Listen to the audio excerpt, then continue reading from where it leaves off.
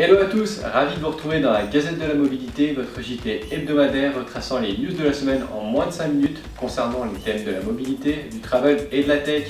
Au sommaire du jour, OpenGo dévoile son API, une application masse à échelle nationale aux Pays-Bas, et on terminera avec l'actualité de la semaine en bref.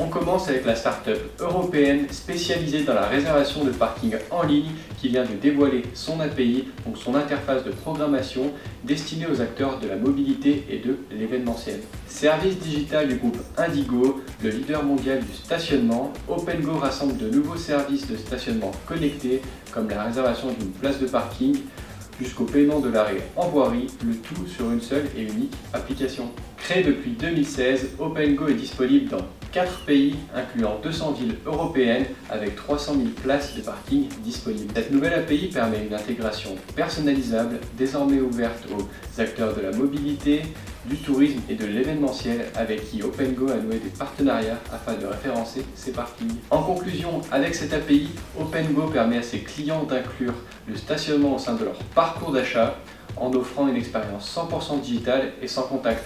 On vous met le lien d'OpenGo en description. On enchaîne avec un projet très ambitieux. On connaissait les applications masse à l'échelle d'une ville avec Wim à Helsinki ou encore Ubigo à Gothenburg.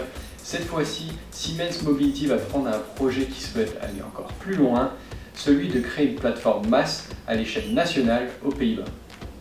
En effet, la joint venture Rivier, composée de Netherlands Railway, l'opérateur ferroviaire urbain The Hague et Rotterdam, a choisi la filiale Acon du groupe Siemens Mobility et iOS.uptrade pour construire une plateforme masse à envergure nationale d'ici fin de l'année 2021. La plateforme sera conçue comme un système ouvert pouvant être relié aux applications existantes exploitées par les membres. De plus, les 3 partenaires souhaitent également que d'autres opérateurs de transport se joignent à eux afin de fournir une plateforme de mobilité multimodale la plus complète possible.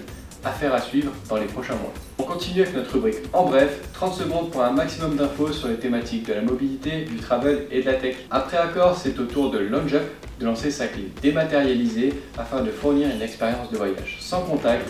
Air France expérimente une solution anti-faux test Covid-19 à l'aéroport de Paris Charles de Gaulle.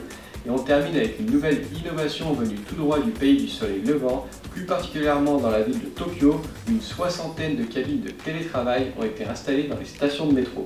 Pratique, vous pouvez réserver via une appli pour réaliser une vision entre 2 métros. Prix pour le quart d'heure, 250 yens, soit environ 2 €. On vous met bien entendu tous les liens en description. On termine avec notre question de la semaine qui aborde le sujet de l'hospitalité dans le monde de l'hôtellerie. Après Accor et maintenant LaunchUp, pensez-vous que le futur de l'hospitalité hôtelière réside dans une expérience toujours plus digitalisée? On attend vos retours en commentaire. Et voilà, c'est déjà la fin de ce JT. Comme d'habitude, si vous pensez que ce contenu vous a apporté de la valeur, n'hésitez pas à liker la vidéo, à répondre à la question de la semaine en commentaire. Pour les startups qui souhaitent apparaître dans la startup de la semaine, n'hésitez pas à me contacter sur mon LinkedIn qui doit apparaître juste ici. En attendant, toute l'équipe Ship & Co vous souhaite un excellent week-end et moi je vous dis à la semaine prochaine pour une nouvelle édition. Ciao!